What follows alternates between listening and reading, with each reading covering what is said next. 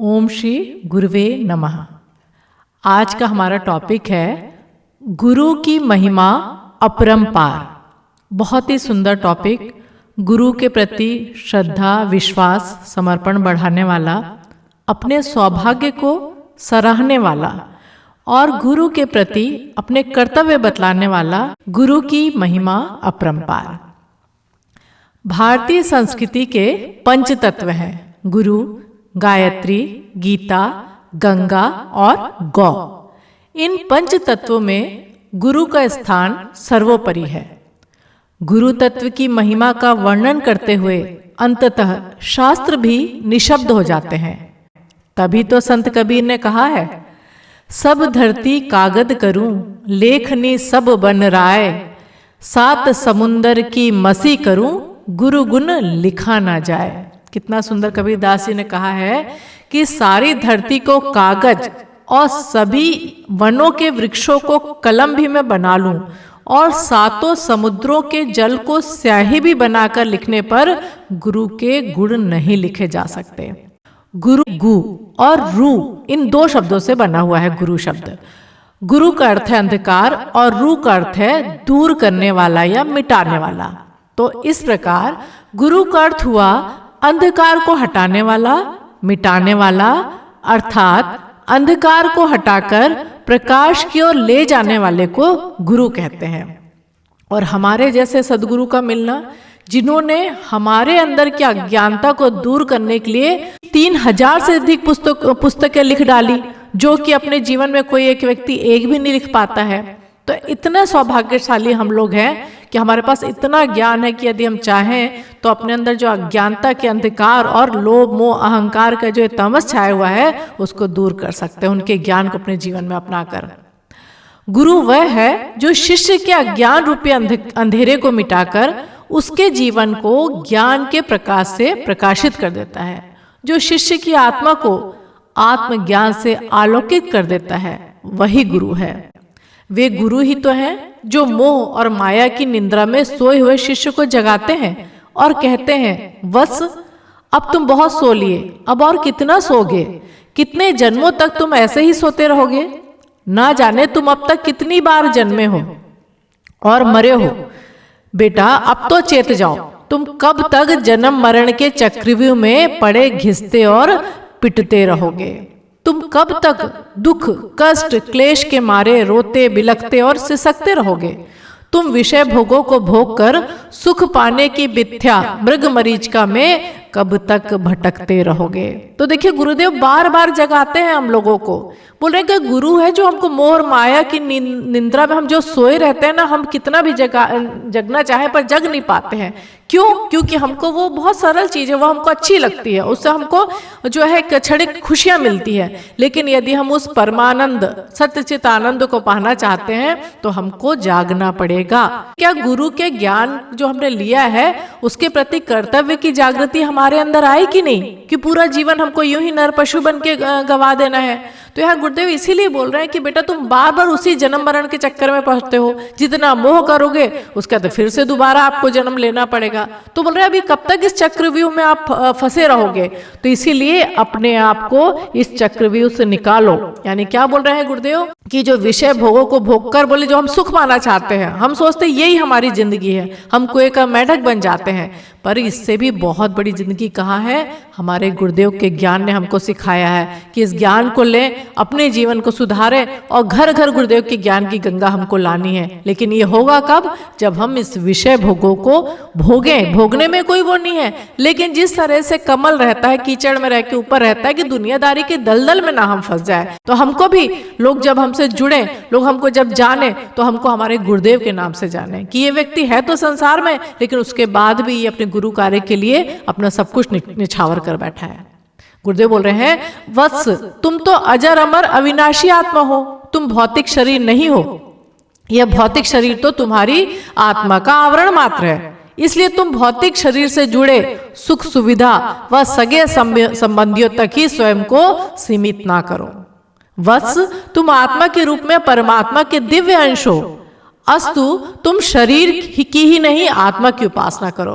गुरुदेव देखिए अलग अलग तरह से कि इधर से उधर से किसी तरह तो हमारे बच्चे जागे तो गुरुदेव बोल रहे हो कि तुम जो है शरीर नहीं हो, शरीर तो ये मिला है हमको गुरुदेव का कार्य करने का साधन मात्र मिला है, शरीर माध्यम खलु धर्मस्य साधनम। तो बोल रहे हैं कि ये तो एक आवरण है, असली तो तुम आत्मा हो जिसको कोई चीज आपको परेशान नहीं कर सकती। लेकिन जब हम बहुत ज्यादा इसमें घुस जाते हैं तो हमको उस आत्मा तक का तो ध्यान ही नहीं रहता जिसका स्वार्थ परमात्मा है, लेकिन हम अपने स्वार्थ में कि अपने शरीर को किस तरह से भोग ले इसमें लगे रहते हैं। तो गुरुदेव यहाँ पे बोल रहे हैं कि तुम आत्मा के रूप में परमात्मा के दिव्य अंश हो, तुम शरीर नहीं आत्मा की उपासना करो। हम दिन रात जो शरीर को अच्छा लगता है या जिसको बोले ना कि जो शरीर से संबंधित भोग है वही हमको अच्छे लगते हैं। तुम स्वयं के लिए शाश्वत सुख, सौंदर्य, आनंद व मुक्ति का मार्ग प्रशस्त करो। इस दुर्लभ मानव जीवन का पल पल बीता जा रहा है, इसलिए अब तो जाग जाओ, तुम उठो जागो और लक्ष्य की प्राप्ति करो। गुरुदेव यहाँ पे बोल रहे हैं कि समय किसी के लिए नहीं रुकता है, पूरा बोले समय निकला जा रहा है, तो बेटा अब तो तुम जाग जाओ और अपने शरीर की नहीं आत्मा की उपासना करो, क्योंकि ये आत्मा ही हमारे साथ जन्म जन्मांतर तक साथ रहने वाली है और जिस तरह के संस्कार हम बनाएंगे उसके रूप में ही हमारे आगे का जीवन चलेगा।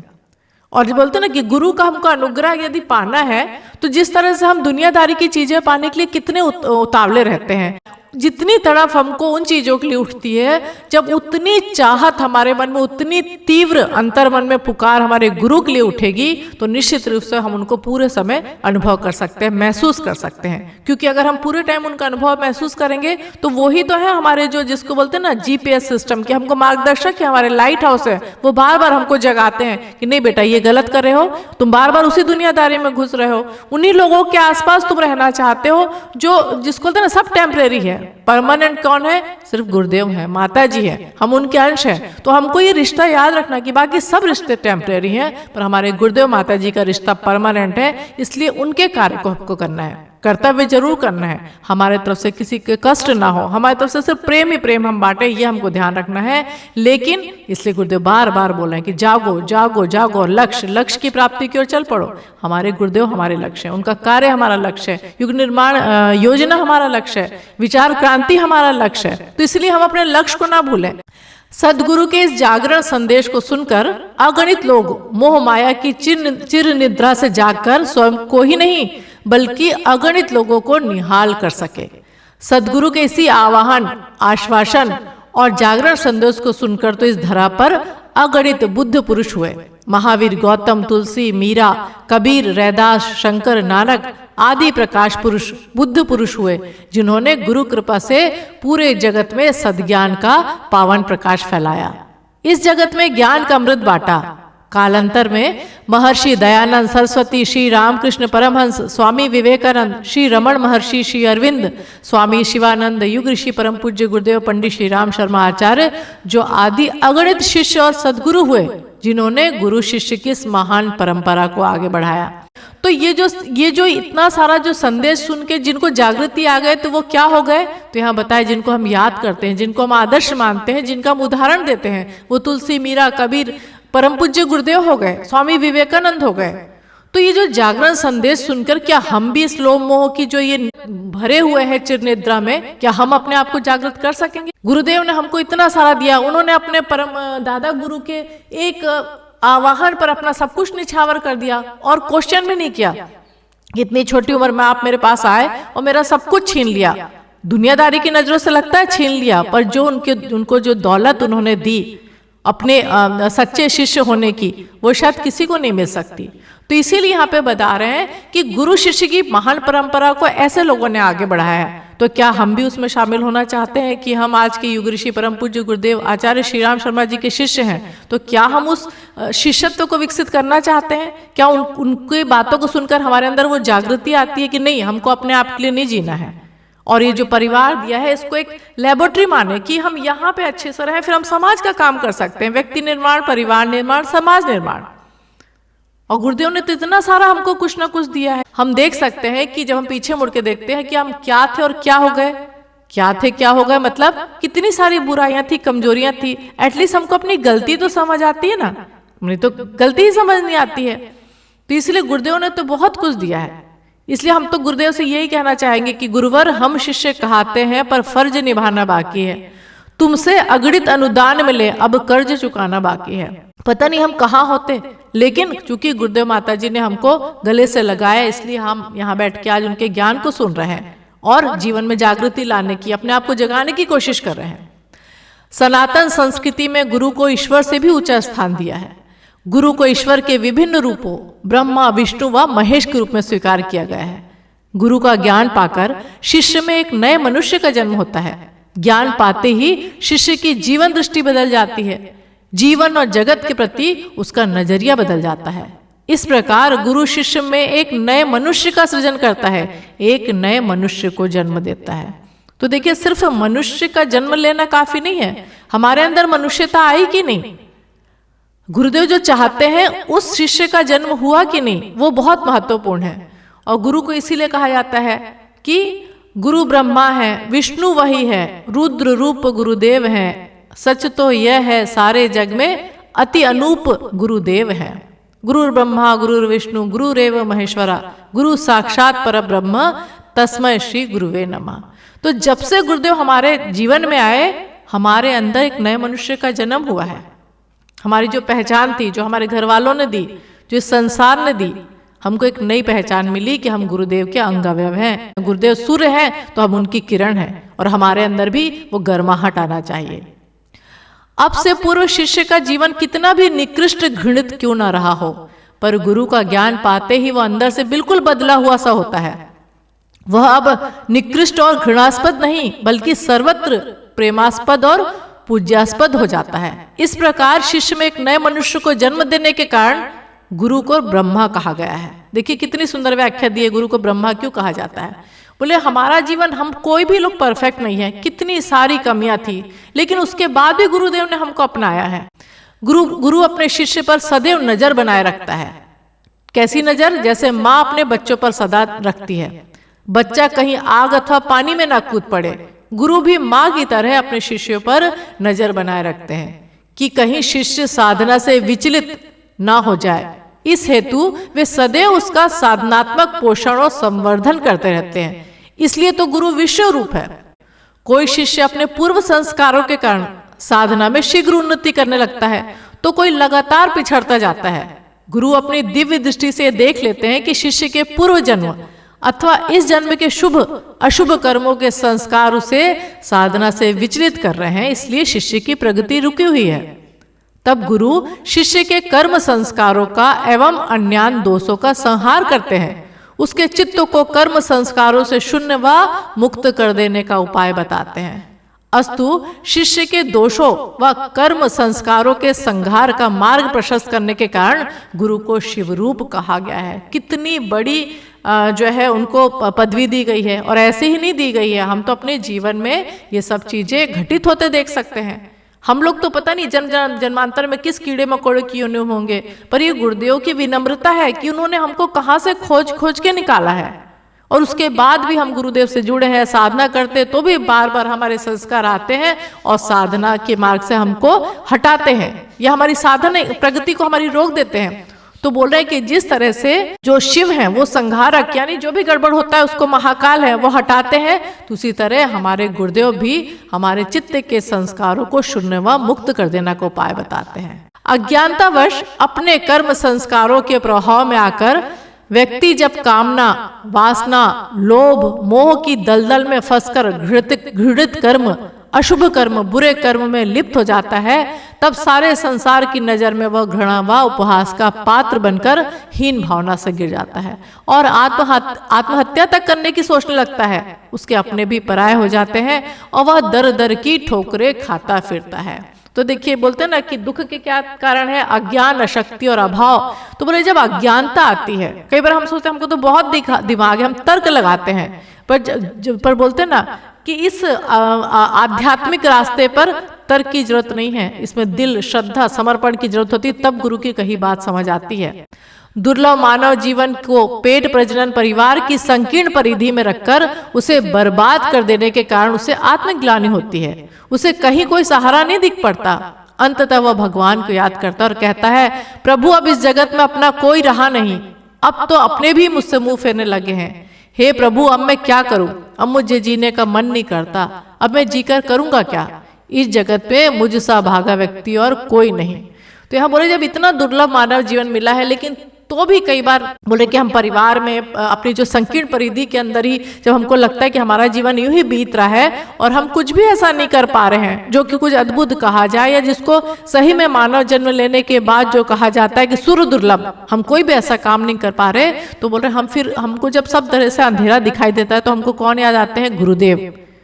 और दुख के आने के कारण भी बहुत रहते हैं, जो हम जानते ही हैं, माँ कुंती का और भगवान कृष्ण का उदाहरण है। क्यों दुख आता है तो हम कई बार गुरुदेव को हम रोज की पूजा पाठ तो करते हैं पर उतना कनेक्ट नहीं हो पाते हैं, पर दुख आता है तो हमको ध्यान आता है कि कौन अपना है और कौन पराया है, और सब कुछ छोड़ के गुरुदेव ही हमको गले लगाते हैं। इस प्रकार जब व्यक्ति आत्मग्लानि और हीन भावना से ग्रसित हो जाता है तब सचमुच उसे उबारने के लिए सदगुरु ही सामने आते हैं। या यो कहें कि शरणागत वत्सल भगवान उसे शरण देने को गुरु रूप में प्रकट होते हैं। जहां संसार उसे घृणा और उपहास का पात्र समझता है, वहीं परम पूज्य गुरुदेव युग ऋषि पंडित श्री राम शर्मा आचार्य जी जैसे सदगुरु उसे अपनी शरण में ले लेते हैं और इस जगत में और इस रूप में जगत को एक शिक्षण देते हैं कि किसी का सुधार उपहास करने से नहीं, बल्कि उसे नए सिरे से सोचने और समझने का अवसर देने से होता है। व्यक्ति को ऐसा अवसर सदगुरु के अलावा भला कौन दे सकता है? संसार से ठुकराए हुए व्यक्ति को भी अंततः आश्रय सदगुरु के चरणों में ही मिलता है। कितना अच्छा बता रहा हूँ, ये हम सबके जीवन में कोई ना कोई ऐसे अवसर आए होंगे कि हमको लगा हो कि अब कुछ नहीं बचा जीवन में, लेकिन जब गुरुदेव माता जी जो हैं वो ही हमको गले से लगाते हैं, वो ही अपने सीने से लगाते हैं और अपना वरद हस्त पर फेरते हैं कि बेटा तुम्हारा कोई हो ना हो पर मैं तुम्हारा हूं। और गुरुदेव माता जी ने तो कितना आश्वासन दिया है कि हम लोगों माता जी और मेरे में कोई भिन्नता नहीं है। आप गुरुदेव को प्रणाम करते हैं तो मान लेना माता जी को प्रणाम कर लिया, माता जी को करते हैं तो गायत्री माता को कर लिया। और गुरुदेव क्या बोल रहे हैं देखिए, कोई कुछ अच्छा बोलता है ना, आश्वासन या किसी का प्यार पाने का बार बार मन करता है, तो गुरुदेव बोल रहे हैं भगवान ना करे आपका एक्सीडेंट हो जाए तो क्या हम अपना खाना खाएंगे, आपको हॉस्पिटल पहुंचाएंगे, क्या करेंगे हम? तो गुरुदेव बोल रहे हम अपना खाना फेंक देंगे, सबसे पहले कंधे पर रखकर आपको अस्पताल पहुंचाएंगे, ये हमारा काम है, आपकी सेवा करना, सहायता करना, आपको ऊंचा उठाना हमारा काम है और हम ये आपको करते रहेंगे। और आपको विश्वास दिलाते हैं गुरुदेव माता जी से आपको लाभ ही लाभ है, सिर्फ लाभ ही लाभ है। तो ये कौन कर सकता है? ये ऐसा सामर्थ्यवान सदगुरु ही ऐसे प्रॉमिस कर सकता है। परम वंदनीय माता जी ने निराश्रितों को, यानी जिनका कोई सहारा नहीं, उनको आश्रय देने के लिए क्या कहा है? तुम ना घबराओ ना आंसू ही बहाओ, अब और कोई हो ना हो पर मैं तुम्हारा हूं। मानता हूं ठोकरे तुमने सदा खाई, जिंदगी के दाव में हारे सदा पाई। बिजलियां दुख की निराशा की सदा टूटी, मन गगन पर वेदना की बदलियां छाई। पोंछ दूंगा मैं तुम्हारे अश्रु गीतों से, तुम सरीखे बेसहारों का सहारा हूं। तो देखिए गुरुदेव बोलते हैं ना, गुरुदेव माता जी हमारा सहारा है। उनके स्नेह व वात्सल्य ने अगणित लोगों के जीवन को रूपांतरित किया। उन्हीं के प्रेरक संदेशों से कोटिश लोगों ने भौतिक व भोगवादी जीवन दृष्टि के स्थान पर एक नई आध्यात्मिक जीवन दृष्टि पाई है और दिव्य जीवन की ओर अग्रसर हुए हैं। निश्चित रूप से गुरुदेव के ज्ञान संदेश ने आज हजारों लाखों करोड़ों लोगों का जीवन बदला है और उसमें से हम भी एक हैं और एक हो सकते हैं। परम पूज्य गुरुदेव आचार्य श्री राम शर्मा जी ने गायत्री उपासना, सविता का ध्यान व यज्ञ को सार्वभौम सर्वसुलभ व सरलतम रूप में प्रस्तुत करके विश्व मानवता पर सचमुच बड़ा उपकार किया है। उन्होंने अध्यात्म के विशाल महासागर को उपासना, साधना, आराधना की त्रिवेणी के रूप में प्रस्तुत व प्रवाहित कर जनमानस को उसमें नित्य स्नान कर अपने जीवन को सुख, सौंदर्य और सौभाग्य से भर लेने का सौभाग्य प्रदान किया है। परम पूज्य जैसे गुरुदेव जैसा सामर्थ्यवान गुरु, इतना कि जिसको बोलते हैं ना, अगर कोई सामान्य शरीर में एक असामान्य व्यक्तित्व तो उनके अंदर हम देख सकते हैं। और बोले कि आज परम पूज्य गुरुदेव ने आज गायत्री साधना को सब जगह सर्वसुलभ बना दिया और आज गायत्री की सबसे ज्यादा आवश्यकता है। बोलते हैं ना, गुरुदेव ने ऐसा ऐसा ज्ञान दिया है कि अगर हम उनकी नाव में बैठ जाए तो हम हो ही नहीं सकता कि पार ना हो सके। पर हमको विश्वास होना चाहिए, श्रद्धा होनी चाहिए। जब हम प्लेन में बैठते हैं, हम जानते नहीं पायलट कौन है, लेकिन तो भी हम टिकट लेके बैठ जाते हैं। हम जानते नहीं तो भी कि हमको अपने स्थान पर ये पहुंचा देगा जहां हमारा डेस्टिनेशन है। पर गुरुदेव को तो हम जानते हैं तो भी कई बार विश्वास नहीं कर पाते कि क्या ऐसा होगा। तो इसलिए हम पूरा विश्वास और श्रद्धा करना सीखे गुरुदेव पे, और निश्चित रूप से उनके रहते हुए कोई हमारा बाल बांका नहीं कर सकता। हम कैसे भी कठिनाई में हम ऊपर उठ के आ जाएंगे। इसलिए कहा गया है, भव सागर संसार है, गुरु है खेवनहार, गुरु की नाव में जो बैठे हो जावे भव पार। परमात्मा की प्रेरणा व इच्छा से ही ऐसे दिव्य पुरुष सर्वजन हिताय सर्वजन सुखाय की दिव्य भावना लिए इस धराधाम पर युग युग में अवतरित होते हैं। धन्य है ऐसे गुरु जो शरणागत वत्सल हैं, भक्त वत्सल है, एवं जो पापियों को भी भवसागर से पार करने वाले हैं, और जो साधुकों शिष्यों व भक्तों के मोक्ष मुक्ति व भगवत दर्शन का मार्ग प्रशस्त करने में समर्थ हैं। तो देखिए, बोलते भगवान की जब इच्छा होती है ना साक्षात, तब ऐसे दिव्य पुरुषों का जन्म होता है। और ऐसे दिव्य पुरुष हमारे हैं, परम पूज्य गुरुदेव आचार्य श्री राम शर्मा। और केवल लोग गुरु ही नहीं, वैज्ञानिक आध्यात्मवाद के जनक हैं। क्या नहीं किया गुरुदेव ने, उनको तो जैसा अगर गुरुदेव के बारे में कुछ बोला जाए तो एक सूर्य को दीपक दिखाने के बराबर है, या हम बोले तो सागर में एक बूंद के बराबर है। क्या नहीं किया उन्होंने। विचार क्रांति अभियान के प्रणेता हैं, वेद पुराण उपनिषद का भाष्य किया, 3000 से ज्यादा किताबें लिखी, युग निर्माण योजना बनाई, 21वीं सदी उज्जवल भविष्य का उन्होंने नारा लगाया, और स्वतंत्रता संग्राम में भाग लिया। गायत्री के सिद्ध साधक हैं, तपस्वी हैं, वेद मूर्ति हैं, अखिल विश्व गायत्री परिवार के जनक है, जिन्होंने इतना बड़ा गायत्री परिवार पूरे विश्व में फैला दिया, जो कि अच्छी सोच वाले लोगों का समूह है। समाज सुधारक हैं, ऋषि परंपरा को उन्होंने पुनः जागरण किया, अवतारी चेतना है। तो सोचिए, अपने गुरुदेव का बखान करते करते तो पूरी जिंदगी निकल जाएगी। ऐसे सदगुरु के हम लोग शिष्य हैं। इसीलिए कहा जाता है कि हम पूरे टाइम शरीर में लगे रहते हैं, लेकिन जैसा कि गुरु गीता में कहा गया है, कृमि कीट भस्म विष्टा दुर्गंधी मलमूत्र कम श्लेष रक्त त्वचा मासम वज्जेन वरानने। यानी कहा गया है कि अपना जो शरीर है, कृमि कीट भस्म विष्टा मल मूत्र त्वचा मांस आदि का ढेर है, पर यदि गुरु कार्य के लिए अर्पित किया जाए तो इससे श्रेष्ठ भला क्या हो सकता है। धन्य है ऐसे सदगुरु जो देव संस्कृति सनातन संस्कृति की धर्म ध्वजा को घर घर पहुंचाने व फहराने में समर्थ होते हैं। साथ ही धन्य है वे लोग, वे शिष्य, वे साधक जो ऐसे सदगुरु की शरण पाते हैं, उनसे जीवन जीने की कला सीखते हैं व साधना से सिद्धि पाने में सफल होते हैं। गुरु ऐसी मुक्त हो गई चेतनाएं हैं जो बिल्कुल राम कृष्ण और बुद्ध और महावीर जैसी हैं, पर वे हमारी जगह खड़ी हैं और हमारी जैसे सामान्य दिखती हैं, पर वे हैं असामान्य, अति असाधारण, क्योंकि उनके अंदर ज्ञान का, करुणा का, प्रेम का अथाह सागर जो लहरा रहा है, उनके अंदर ब्रह्म साकार होकर उनके रूप में बैठा है। वह चेतना अति असाधारण है, पर दिखती हमारी जैसी है। वह हमारे पास है, पर पास होकर भी हमसे दूर है, बहुत दूर, बिल्कुल दूर, और दूर होकर भी बहुत पास है। जो गुरुदेव के चेतना के साथ जुड़ जाता है उसके लिए गुरुदेव एकदम पास है, पर गुरुदेव के होते हुए भी लगता तो है हम गुरुदेव के शिष्य हैं, पर यदि वो गुरु कार्य के प्रति समर्पित नहीं है या उसके अंदर श्रद्धा विश्वास नहीं है तो गुरु के होते हुए भी बहुत दूर है।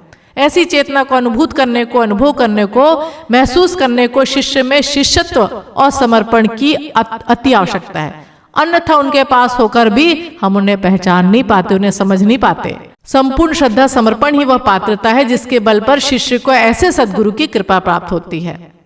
पवित्र दृष्टि, प्रेम दृष्टि विकसित होते ही शिष्य सामान्य से साधारण से दिखने वाले गुरु में ब्रह्म को देखने लगता है। वह उन्हें समझने और पहचानने लग जाता है और उनके आदेश के पालन को सदैव तत्पर हो जाता है। यदि गुरुदेव को हमने सच्चे रूप में पहचान लिया है कि यही ब्रह्मा है, यही विष्णु है और यही शिव है, तो निश्चित रूप से हम उन्हें पहचान के उनके आदेश का पालन करने में तत्पर हो जाते हैं। और यदि गुरुदेव बोलते हैं कि यदि हम युग निर्माण परिवार के, गायत्री परिवार के सदस्य उनके ज्ञान को सुन रहे हैं, तो लोभ मोह में ग्रस्त, पेट प्रजनन में व्यस्त और वासना तृष्णा का पशु जीवन जीकर यदि मर रहे हैं, तो ये हमारे लिए भी लज्जा की बात है, गुरुदेव के लिए भी। क्योंकि हाथी के बच्चे बकरों की शक्ल में दिखे, गुरुदेव बोलते हैं, तो ये हाथी की उपहास करना है कि भाई हम गुरुदेव के बच्चे हैं, लेकिन हम तो इतने यहाँ नर पशु का जो है जीवन जी रहे हैं। हमारी इच्छा है कि युग निर्माण परिवार का प्रत्येक सदस्य महामानव की ऐतिहासिक भूमिका निभा सके। और गुरुदेव बोल रहे हैं कि हम अपना तप और पुण्य देकर और निश्चित रूप से उस बच्चे को आगे बढ़ाते रहेंगे। अतः यह आवश्यक ही नहीं बल्कि हमारा परम कर्तव्य है कि हम अपने गुरु के बताए नियम अनुशासन का अपने जीवन में सदैव पालन करते रहें। हम अपने गुरु के आदर्श व अनुशासन को अपने नित्य जीवन में जिएं। हम अपने गुरु की महिमा का बखान मात्र ना करें, बल्कि गुरु के बताए मार्ग पर चलकर उनकी महिमा को धारण कर स्वयं को भी महान बनाएं और गुरु कार्य में पूर्ण श्रद्धा समर्पण के साथ सदैव लगे रहें। यही सच्ची गुरु भक्ति है एवं भगवत भक्ति है। सचमुच गुरु की महिमा अपरंपार है। तो आज हमने इतना सारा गुरु के बारे में जाना, इसलिए गुरुदेव से हम गुरुदेव को आश्वासन दे सकते हैं, गुरु के आवाहन पर आज हम सभी कुछ तो अर्पित करें, बांटने जन जन में गुरु ज्ञान स्वयं को हम संकल्पित करें। शिष्य है तो सोचे कितना गुरु का कर्ज उतारा है, स्वयं भगवान हमारे गुरु, परम सौभाग्य हमारा है, परम सौभाग्य हमारा है। ओम श्री गुरुवे नमः। ओम शांति।